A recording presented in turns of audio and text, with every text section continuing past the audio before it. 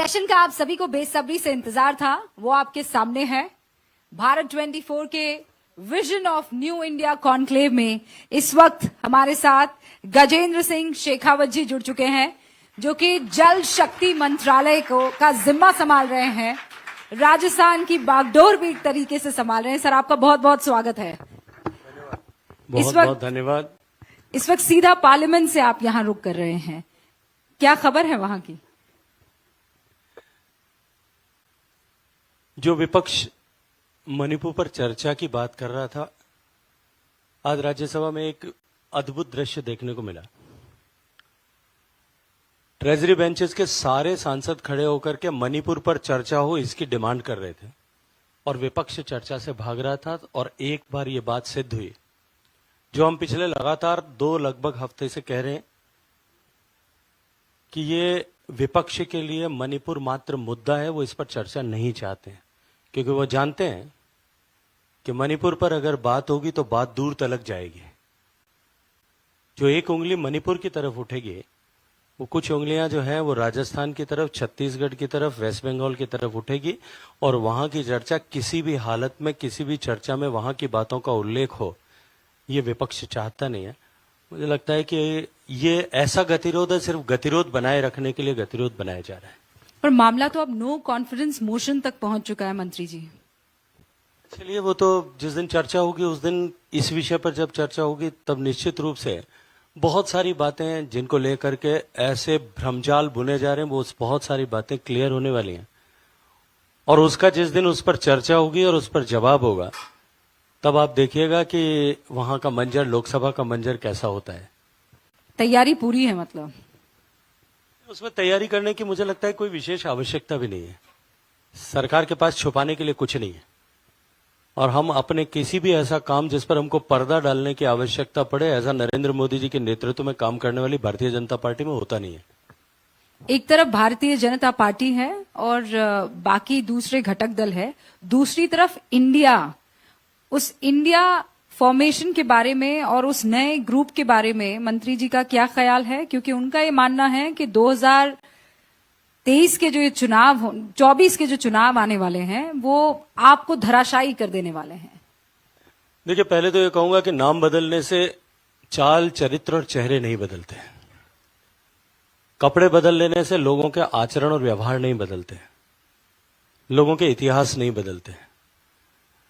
भारत की राजनीति अब और भारत का लोकतंत्र 75 साल का हो गया है। भारत का मतदाता परिपक्व है और वो ये जानता है कि कौन कहां किस प्रतिबद्धता के साथ में खड़ा है। आप 2018 उठा करके देख लीजिए, 19 के चुनाव से पहले ठीक इसी तरह के गठबंधन बनाए गए थे। ठीक इसी तरह से एक दूसरे की बाहें ऊपर उठा कर, पकड़ करके, हाथ ऊपर उठा करके कई सारे फोटो ऑप्स किए गए थे। कई तरह के आधारहीन, तथ्यहीन विषयों को खड़ा करके, नॉन इश्यूज को इश्यू बना करके छींटे उछालने की कोशिश की गई थी। लेकिन देश जानता है, देश के मतदाता जानते हैं, देश के लोग जानते हैं कि भारत और भारत के भविष्य के लिए किसकी आवश्यकता है। 2014 में जितने मत प्रतिशत के साथ में भारतीय जनता पार्टी को चुन करके भेजा था, 2019 में उससे ज्यादा मत प्रतिशत और सीटों के साथ में चुन करके भेजा। और मैं जिम्मेदारी के साथ में कहता हूं, माननीय प्रधानमंत्री जी ने भी जैसा कहा है, 2024 के चुनाव में एक और नया इतिहास रचा जाएगा। और ये इतिहास का आंकड़ा अगर मैं आपसे जानना चाहूं तो 303, अब इसके भी परे आंकड़ों की बाजीगरी पर माननीय प्रधानमंत्री जी ने उस दिन विराम लगा दिया था। 34% से 43% और अब की बार 50% मत भारतीय जनता पार्टी को मिलेगा। हम उस लक्ष्य को लेकर के काम कर रहे हैं। उस लक्ष्य में आपका मंत्रालय कितना मददगार साबित होगा? क्या जल शक्ति मंत्रालय शक्ति के तौर पर उभरा है? लेकिन निश्चित रूप से मैं एक बात कह सकता हूं, माननीय प्रधानमंत्री जी ने सामान्य मानवी के जीवन में परिवर्तन लाने के उद्देश्य से जो योजनाओं का एक क्रमबद्ध श्रृंखला 2014 से प्रारंभ की थी, जनधन खातों से प्रारंभ होकर के हर गरीब को घर मिले, हर घर में शौचालय हो, हर घर में गैस का चूल्हा हो, हर घर में बिजली पहुंचे, इन लक्ष्य को लेकर के जो योजनाएं प्रारंभ की गई थी उसकी पूर्णाहुति 2019 में दोबारा प्रधानमंत्री बनने के बाद में उन्होंने जब लाल किले के प्राचीर से ये उद्घोष किया कि अब हम हर घर तक पीने का स्वच्छ पानी पहुंचाएंगे। पिछले 5 वर्षों में जिस तरह से जिन जिन योजनाओं जिनका उल्लेख मैंने किया उनको धरातल पर उतारा गया और उसका जिस तरह का सकारात्मक प्रभाव 2019 के चुनाव में देखने को मिला, निश्चित ही अब की बार के चुनाव का सबसे बड़ा डिलीवरेबल अगर कोई होगा तो जल शक्ति मंत्रालय के द्वारा चलाई जाने वाली माननीय प्रधानमंत्री जी की जल जीवन मिशन की योजना होगी। देखिए, एक परिवार में गृहिणी को जो सबसे बड़ी चुनौती थी, 2019 तक आजादी के 72 साल पूरे हो जाने के बाद भी देश की सरकारों के द्वारा, चुनी हुई राज्यों की सरकारों के द्वारा, स्थानीय सरकारों के द्वारा जितने प्रयास किए गए थे, उनके बावजूद में भी देश में केवल 16% ग्रामीण परिवारों तक पीने का पानी जो है वो नल के माध्यम से पहुंचता था। अगर मैं एब्सोल्यूट नंबर्स में बात करूं, 19 करोड़ 40 लाख परिवारों में से मात्र 3 करोड़ 23 लाख परिवारों तक ही पीने का पानी पहुंचता था। बाकी शेष 16 करोड़ परिवारों की महिलाओं को अपने सर पर मटका उठा करके कहीं 500 मीटर, कहीं 200 मीटर, कहीं 1 किलोमीटर, कहीं 2 किलोमीटर, और मैं जिस क्षेत्र से आता हूं वहां 5-5, 10-10 किलोमीटर जो है पीने का पानी लाने की मजबूरी थी। हजारों परिवार देश में ऐसे थे, हैबिटेशंस हजारों ऐसे थे, लगभग 57,000 हैबिटेशंस ऐसे थे जहां क्वालिटी अफेक्टेड पानी पीने को, चाहे वो आर्सेनिक का जहर हो उसमें, चाहे फ्लोराइड हो, चाहे नाइट्रेट हो, चाहे सैलिनिटी हो, चाहे जो है आयरन कंटेंट हो, ऐसे कंटेमिनेटेड पीने का पानी पीने को महिला अपने परिवार को पिलाने के लिए मजबूर थी। आप दर्द समझने की कोशिश कीजिए कि एक माता पानी दूर से लेकर के आती है, ये जानते हुए भी कि ये पानी जो मैं अपने बच्चों को, अपने पति को, अपने पिता को, अपने परिवारजनों को पिला रही हूं, ये जीवन पर्यंत उसके लिए उसमें कोई शारीरिक दोष उत्पन्न करने वाला है, लेकिन फिर भी पिलाने की मजबूरी है क्योंकि ऑल्टरनेटिव नहीं है। जल जीवन मिशन ने इन सब समस्याओं पर विराम लगाने का काम किया है। आज हम 16% से आगे बढ़कर के 65% तक पहुंचे। 72 ईयर्स में जितना काम हुआ था उसका 3 गुना डिलीवरी हमने पिछले 3.5 पौने 4 साल के कालखंड में की है और हम 100% के लक्ष्य की तरफ तेजी से आगे बढ़ रहे हैं। और मैं ये मानता हूं कि जल जीवन मिशन और जल शक्ति मंत्रालय के द्वारा लिया गया ये इनिशिएटिव, प्रधानमंत्री जी का ये तोहफा जो है, निश्चित ही लोगों के जीवन को जिस तरह से प्रभावित कर रहा है, ये प्रत्यक्ष रूप से ड्रेजरी से मुक्ति मिली है, इसके अतिरिक्त भी स्वास्थ्य में जिस तरह से लाभ मिलने वाला है, ये निश्चित ही आने वाले चुनाव में एक बहुत महत्वपूर्ण और प्रभावी मुद्दा होगा। अगर एब्सोल्यूट नंबर्स में आपसे मंत्री जी मांगू तो ये जो हर घर जल पहुंचाने का आपका सपना था या आपका वादा था, वो कितना पूरा हो पाया, कितना प्रतिशत? जैसा मैंने कहा कि अब हम 65% को पार कर चुके हैं।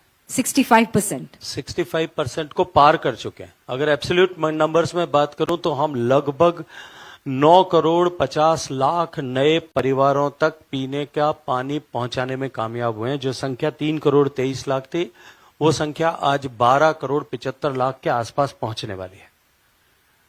और हम जिस गति से काम कर रहे हैं, जिस तरह से काम कर रहे हैं, आज बहुत सारे ऐसे राज्य हैं, गुजरात ने 100% किया है, गोवा ने 100% किया है, पंजाब ने 100% किया, हरियाणा ने 100% किया है, तेलंगाना ने 100% किया है, दादरा नगर हवेली ने 100% किया है, हिमाचल प्रदेश ने 100% किया, और ऐसे बहुत सारे श्रृंखला में राज्य हैं जो इसके करीब हैं, पहुंचने वाले। कुछ राज्य हैं जहां जिस गति से काम करने की आवश्यकता थी, अपेक्षा थी, वो अपेक्षित गति से काम नहीं कर पाए, लेकिन हम निरंतर उस पर दृष्टि बनाए हुए हैं और मुझे पूरा भरोसा है कि हम 100% का जो लक्ष्य लेकर के कि हम 2024 के अंत तक पूरा करेंगे, उस आंकड़े को प्राप्त करने में कामयाब होंगे। हमारे एक व्यूअर हैं और वो आप ही के संसदीय क्षेत्र से आते हैं। एक सवाल उन्होंने भेजा है, वो ये कह रहे हैं कि सब जगह तो भूल जल स्तर जो है वो एक गंभीर समस्या होता है, लेकिन आपके इलाके में पानी बढ़ रहा है, खासकर वो जो राइजिंग वाटर वो वॉल सिटी के आसपास के इलाके में है। उसके लिए मंत्री जी ने क्या काम किया है और क्या वो जल्दी उसका कोई परमानेंट सोल्यूशन निकलेगा? नहीं, निश्चित रूप से चुनौती है। देश में सब जगह जो आपने चर्चा की कि जमीन के पानी का स्तर घट रहा है, मैं पहले उस विषय पर आपसे बात करना चाहता हूं। देखिए, हमारी अंडरग्राउंड वाटर पर डिपेंडेबिलिटी दुनिया में सबसे ज्यादा है। दुनिया में जितना जमीन में से धरातल में से पानी निकाला जाता है उसका उसका 25% हिस्सा हम अकेले भारत में निकालते हैं। अमेरिका और चाइना जो दूसरे और तीसरे पायदान पर है हमारे पीछे, वो दोनों मिलाकर के जितना पानी विड्रॉ करते हैं हम उसका 1.5 गुना पानी अकेले विड्रॉ करते हैं। और अत्यधिक दोहन के कारण से निश्चित रूप से हमारे अंडरग्राउंड वाटर रिसोर्सेज जो हैं वो दबाव में थे, निरंतर उनमें पानी जो है वो घट रहा था। लेकिन पिछले 10 साल में जिस तरह से इंटीग्रेटेड एफर्ट्स किए गए, माननीय प्रधानमंत्री जी ने मुख्यमंत्री रहते हुए जो सुजलाम सुफलाम की कल्पना गुजरात में की थी, माननीय वसुंधरा जी ने मुख्यमंत्री रहते हुए मुख्यमंत्री जल स्वावलंबन अभियान जिस तरह से राजस्थान में किया था, तेलंगाना में, आंध्र प्रदेश में जिस तरह से नीरू चेट्टू जल जीवन हरियाली मिशन जो है बिहार में हुआ, और 2014 के बाद में निरंतर माननीय प्रधानमंत्री जी ने जब कभी भी जहां कहीं भी अपॉर्चुनिटी थी उस प्लेटफॉर्म से जब जल संरक्षण, भूगर्भ के जल के पुनर्भरण, विवेकपूर्ण तरीके से हम जल का उपयोग करें इस बारे में चर्चा की। 2019 में इंटीग्रेटेड मिनिस्ट्री बना करके हमने ऑर्गेनाइज तरीके से जिस तरह से इसमें देश भर में एफर्ट्स प्रारंभ किए, जल शक्ति अभियान जो है जिस तरह से देश भर के 700 जिलों में चलाया गया, आज उसका परिणाम है कि मैं गर्व के साथ और खुशी के साथ आपसे साझा कर सकता हूं, आपके दर्शकों से भी साझा कर सकता हूं कि जो डिप्लीटिंग ट्रेंड था हमारा, कि हर बार हम 2 या 3 साल बाद में जो आकलन करते थे उस आकलन से हमारा जो ओसीएस कैटेगरी थी, जो पानी का स्तर भूगर्भ का घट रहा है, ओवर एक्सप्लॉइटेड जो है हमारे ब्लॉक्स होंगे, या जो critically exploited, semi critical exploited जो ब्लॉक्स थे, जो लगभग देश की टोटल 6000 ब्लॉक्स जिनको हम मॉनिटर करते हैं उसका 20% होते थे, वो हर बार बढ़ जाते थे। पहली बार इन सारे इंटीग्रेटेड एफर्ट्स का परिणाम हुआ है कि वो बढ़ने का क्रम थमा है और जो डिप्लीटिंग ट्रेंड था हम उसको रिवर्स करने में कामयाब हुए। इसलिए देश के सामने जो चुनौती थी, मैं ये नहीं कहता कि हम 100% एड्रेस कर पाए, लेकिन हम समाधान की दिशा में आगे बढ़ने में कामयाब हुए हैं। ये कामयाबी हमको मिली है, ये यश माननीय नरेंद्र मोदी जी के साथ जो है एकीकृत प्रयासों के कारण से भारतीय जनता पार्टी की सरकार को मिला है। जो मेरे शहर की चर्चा की, बिल्कुल देश से उलट समस्या है कि जोधपुर में जो है एक सर्टेन एरिया में, सिटी वॉल सिटी और वॉल सिटी के बाहर के एरिया में जमीन का पानी निरंतर ऊपर बढ़ रहा है और लगभग शहर में 100 से ज्यादा ट्यूबवेल 24 घंटे 365 दिन पानी निकाल करके वो सिस्टम से बाहर निकाल करके उलीचते हैं ताकि जमीन के पानी का स्तर जो है वो सामान्य बना रहे। बहुत सारे उसके ऊपर स्टडीज हुई। आईआईटी रुड़की ने एक स्टडी करके ये पाया कि जोधपुर जो है एक रायलाइट की चट्टान पर बसा हुआ है। नॉन परमिएबल स्ट्रेटा होने के कारण से जो पानी चाहे सूवेज के लीकेज से हुआ होगा, बरसात के कारण से हुआ होगा, जो वाटर सप्लाई की पाइपलाइन में लीकेजेस के कारण से हुआ होगा, वो धीरे धीरे एक्यूमुलेट होकर के नीचे धरातल पर बढ़ रहा है और उसके कारण से ये इस तरह की चुनौती खड़ी हुई है। इसको पार पाने का जो सुझाव उन्होंने दिया था वो भी ये था कि हम इस पानी को निरंतर निकालते रहें ताकि वहां पर जो है जल स्तर को हम ठीक से मेंटेन कर पाए। मैंने राज्य सरकार को सजेशन दिया था कि इन स्पाइट ऑफ पानी को हम निकाल करके और जो है सुवेज सिस्टम में डाल दें और सुवेज पर लोड बढ़ाएं, उसकी बजाय वो पानी हम जानते हैं वो पोर्टेबल वाटर नहीं है, लेकिन उस पानी को इंडस्ट्री के लिए उपयोग किया जा सकता है, उस पानी को रॉ वाटर की तरह से उपयोग किया जा सकता है जहां जहां उसका उपयोग किया जा सकता है। मैंने राज्य सरकार को पत्र लिख करके भी कहा था कि इस पानी को उपयोग करने के लिए एक पाइपलाइन डाल करके इंडस्ट्री को इस पानी को दिया जाना चाहिए। जो पानी हम निकाल रहे हैं इस पानी का ठीक से उपयोग हम करें ताकि फ्रेश वाटर पर लोड कम किया जा सके और सुवेज ट्रीटमेंट पर भी लोड कम किया जा सके। इस दिशा में हमको काम करने की आवश्यकता है। ये इस आपदा में भी हमको अवसर तलाशना पड़ेगा और यही एकमात्र विकल्प जोधपुर के सामने है। यानी आप पुरजोर मेहनत और कोशिश कर रहे हैं न सिर्फ जोधपुर के लिए, लेकिन जल शक्ति मंत्रालय जो है शक्ति के तौर पर उभरे। और इस बीच में बता देना चाहती हूँ हमारे साथ मनोज तिवारी जी जुड़ चुके हैं, सांसद हैं भारतीय जनता पार्टी के। आपका बहुत बहुत स्वागत है। मैं सिलसिले को आगे बढ़ाती हूँ। आपने कहा कि जो इस वक्त हमारी मजबूरी है उसको हम मजबूती बनाएं, जो आपका आखिरी सेंटेंस था। सरकार की आज की तारीख में मजबूती क्या है और मजबूरी क्या है, अगर मैं मंत्री जी आपसे पूछूं तो? मुझे लगता है मजबूरी का शब्द जो है हम न तो जानते हैं न पहचानते हैं। आपकी डिक्शनरी में नहीं? हम काम करते हैं, हमारी डिक्शनरी में नहीं है। ये नरेंद्र मोदी जी के नेतृत्व में काम करने वाली सरकार है, यहाँ सिर्फ मजबूती का ही विषय होता है। हम पूरी ताकत के साथ में देश को बदलने में, देश को विकसित भारत बनाने के संकल्प को लेकर के देश के 135 करोड़ लोगों को एक साथ आगे बढ़ाते हुए, देश के हर क्षेत्र को, हर वर्ग को, हर हिस्से को एक साथ आगे बढ़ाते हुए हम काम कर रहे हैं और मजबूती के साथ में, सधे हुए कदमों के साथ में लक्ष्य की तरफ आगे बढ़ रहे हैं। और उसको आज भारत में बैठे हुए लोग नहीं, भारत से बाहर बैठे हुए लोग भी, पूरी दुनिया जो है इसको स्वीकार करती है। मेरे विपक्षी मित्रों से भी यदि कहेंगे अकेले में कभी आपको अवसर मिले, क्योंकि ऐसे अवसर आपको मिलते हैं अनौपचारिक चर्चा में, आप चर्चा करके देखिएगा, वो दाएं बाएं देखेंगे कि कोई देख और सुन तो नहीं रहा है, और इस बात को स्वीकार करेंगे कि देश मजबूती के साथ में, सधे हुए कदमों के साथ में, मजबूत नेतृत्व के साथ काम करता हुआ आगे बढ़ रहा है। लेकिन वो तो कह रहे हैं कि मजबूत तो वो हैं क्योंकि आप सब इकट्ठे हो गए हैं, इंडिया जीतेगा, उनका ये मिशन है, उनका ये टारगेट है, और उन्होंने कहा इस बार बीजेपी को हराएंगे, एनडीए को हराएंगे, इंडिया को जिताएंगे। ऐसी बातें उन्होंने मैंने कहा ना 2018 में भी की थी, लेकिन 2019 में सुपड़ा साफ हो गया था, एक बार फिर उसकी तैयारी जो है वो प्रारंभ हो गई है। लेकिन आपको वो गठबंधन लग कैसा रहा है? उसका कोई एक नेता, कोई ऐसा जो आपको लग रहा है कि आगे लेकर जाएगा? एक ऐसी बारात जिसमें जितने बाराती हैं वो सब बिहाने की लार टपक रही है जिनके मुंह से, जो सब दूल्हा बनना चाहते हैं, वो बारात किस तरह से सफल होगी आप सब जानते। लेकिन वो कह रहे हैं आपको चारों तरफ से घेर लिया उन्होंने, नो कॉन्फिडेंस मोशन इसका सबसे बड़ा उदाहरण है।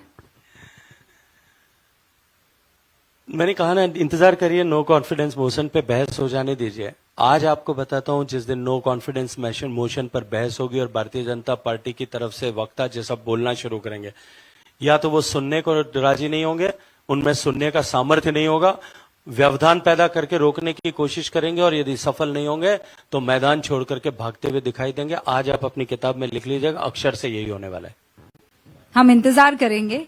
आप मंत्रालय यहीं का संभालेंगे या इधर उधर रूट बदलेंगे अपना? अभी देखिए, मैं जिस विचार परिवार से आता हूं, वहां कौन व्यक्ति क्या करेगा ये निर्णय करना, मैंने पहले भी कई बार कहा है, यह निर्णय करना व्यक्ति का विशेषाधिकार नहीं है, यह निर्णय करना परिवार के वरिष्ठ लोगों का अधिकार है। सामान्यतया जब कोई व्यक्ति छात्र संघ का, विश्वविद्यालय छात्र संघ का अध्यक्ष बनता है, वो तुरंत ही आगे अपने लिए राजनीतिक सरजमीन की तलाश करता है। मैं ऐतिहासिक मतों के साथ में विजयी होकर के और छात्र संघ का अध्यक्ष चुना गया था 1992 में। 93 में जब सब लोग राजनीतिक क्षेत्र में जाने की कोशिश कर रहे थे, हमारे साथी जो थे, तब मुझे विचार परिवार ने कहा कि तुमको, मेरे मेंटर्स ने कहा कि तुमको देश के सीमाओं पर जाकर के काम करना चाहिए। मैंने 20 साल तक देश की सीमाओं पर काम किया। वरिष्ठ जनों ने तय किया कि अब तुमको राजनीतिक क्षेत्र में जाकर के काम करना चाहिए, मेरी उपयोगिता वहां से। तब मुझे विचार परिवार ने कहा कि तुमको, मेरे मेंटर्स ने कहा कि तुमको देश के सीमाओं पर जाकर के काम करना चाहिए। मैंने 20 साल तक देश की सीमाओं पर काम किया। वरिष्ठ जनों ने तय किया कि अब तुमको राजनीतिक क्षेत्र में जाकर के काम करना चाहिए, मेरी उपयोगिता वहां समझी, मैं आज इस दायित्व के साथ में काम कर रहा हूं।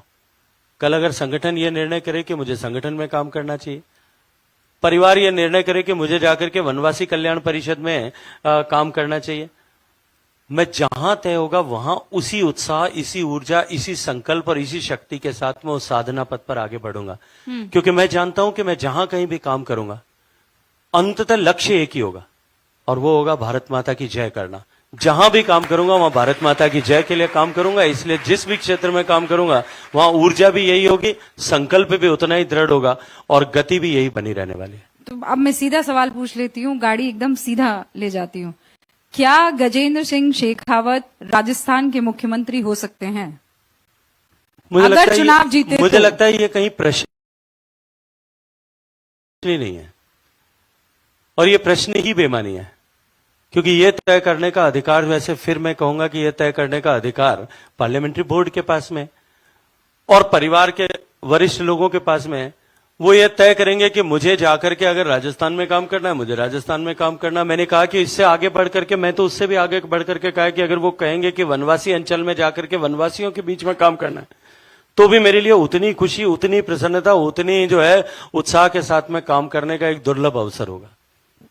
लेकिन वहां जमीन के क्या हालचाल है? आपका आना जाना तो हो ही रहा है लगातार। निश्चित रूप से आना जाना भी है, और मैं बहुत जमीन से जुड़ करके काम करने वाला कार्यकर्ता हूं। मैं अपने अनुभव के आधार पर कह सकता हूं कि राजस्थान में नया इतिहास रचा जाएगा। देखिए, जब 2013 का चुनाव होने वाला था, जेसी साहब बैठे हैं, इनको स्मरण होगा, यही कांग्रेस पार्टी सरकार में थी, माननीय अशोक गहलोत साहब मुख्यमंत्री थे। सरकार के आखिरी 6-8 महीने बचे थे, इसी तरह की योजनाओं का अंबार खड़ा किया गया था, नई नई घोषणाएं की गई थी। अखबारों के पन्ने जिस तरह से आजकल पेज 1, पेज 2, पेज 3 जैकेट्स आते हैं, वैसे जैकेट्स छपते थे। ये कोई पता नहीं कहां से एक संस्था ने ढूंढ करके मुख्यमंत्री नंबर 1 घोषित कर दिया था। हिंदुस्तान भर के अखबारों में उसके अखबार एडवर्टीजमेंट होते थे, सारे हिंदुस्तान के चैनल्स में उसके मुख्यमंत्री नंबर 1 के बधाई संदेश छपते थे। लेकिन प्रदेश की जनता ने 163 सीट 81.5% सीटों का मैंडेट देकर के बीजेपी को सत्ता में भेजा था।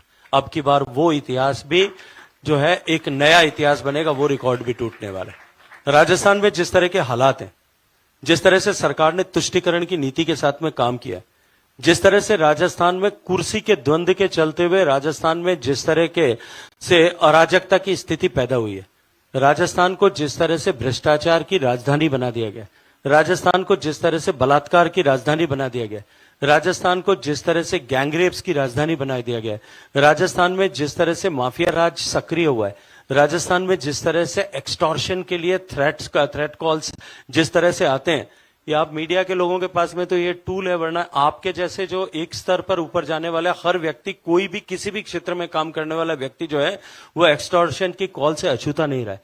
ये जो दुर्भाग्यपूर्ण स्थिति राजस्थान में हुई है, और उसके उलट राजस्थान 1 नंबर हुआ है, जिसके बारे में चर्चा नहीं होती। राजस्थान पेपर लीक में 1 नंबर पर है, राजस्थान महिलाओं के प्रति अपराध में 1 नंबर है, राजस्थान बेरोजगारी में, ये मैं नहीं कहता, ये सरकारी आंकड़े कहते हैं, राजस्थान बेरोजगारी में 1 नंबर पर है। राजस्थान की जनता एक एक दिन गिन करके इंतजार कर रही है।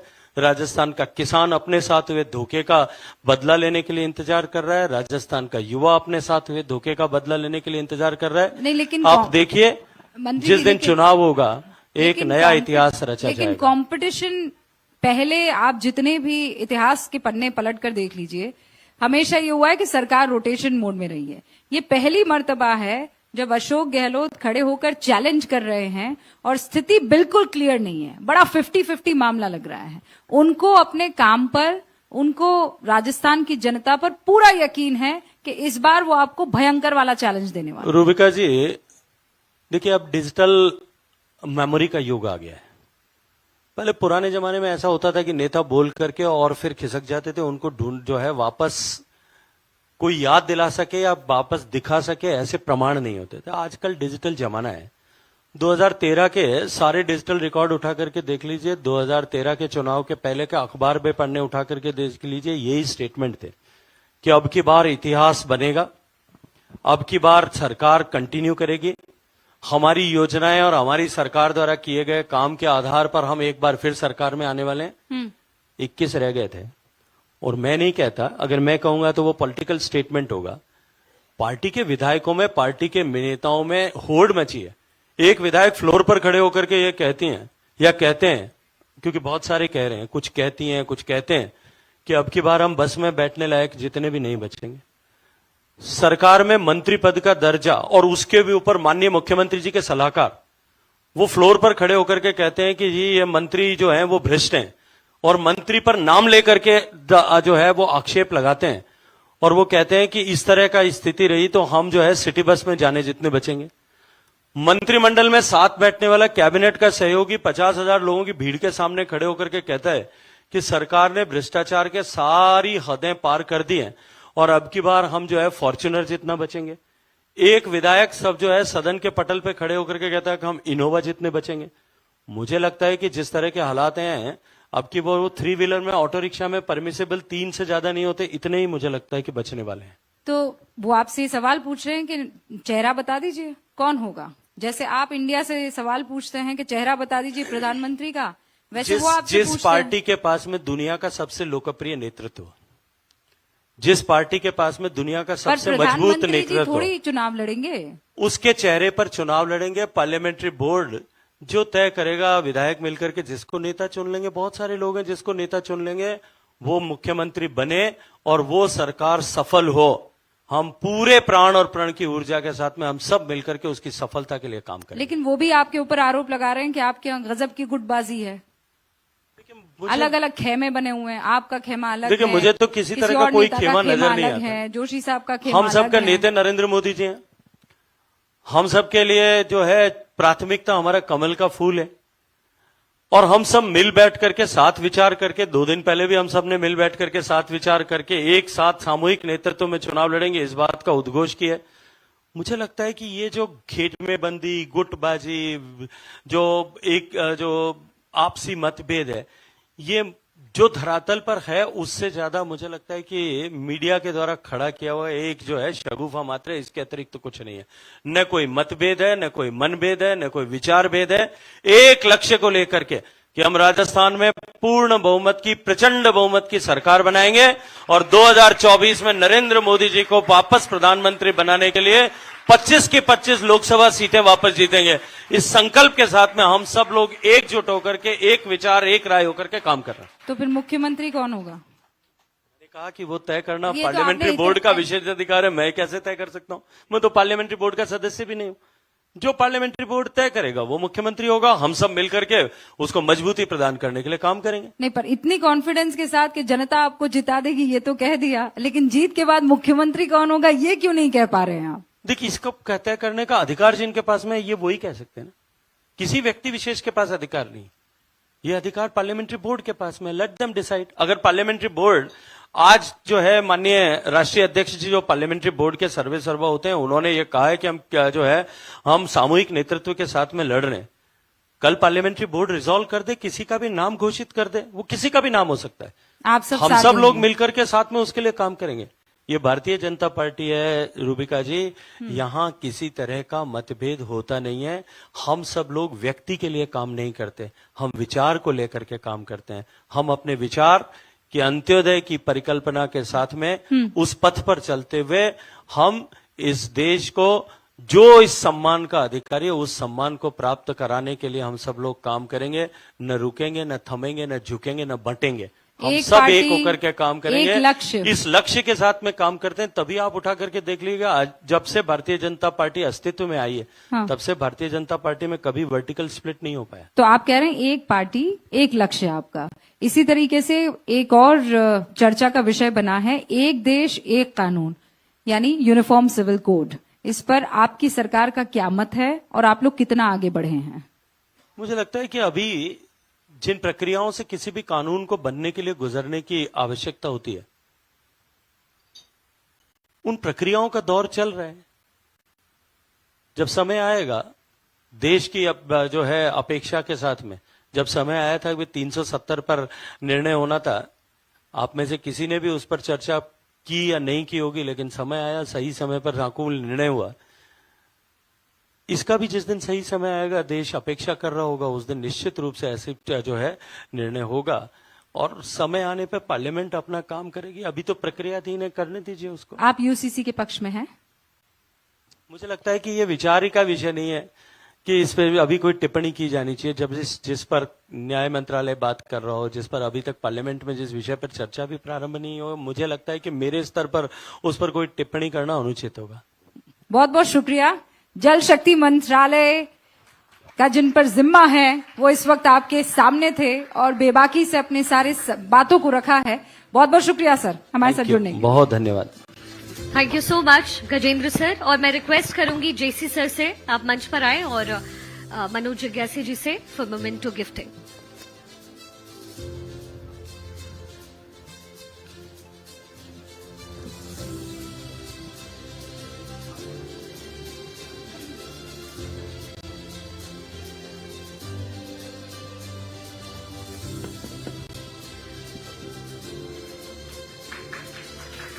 और इसके साथ ही मैं कुछ स्पेशल गेस्ट को भी इनवाइट करूंगी मंच पर, जो मेकिंग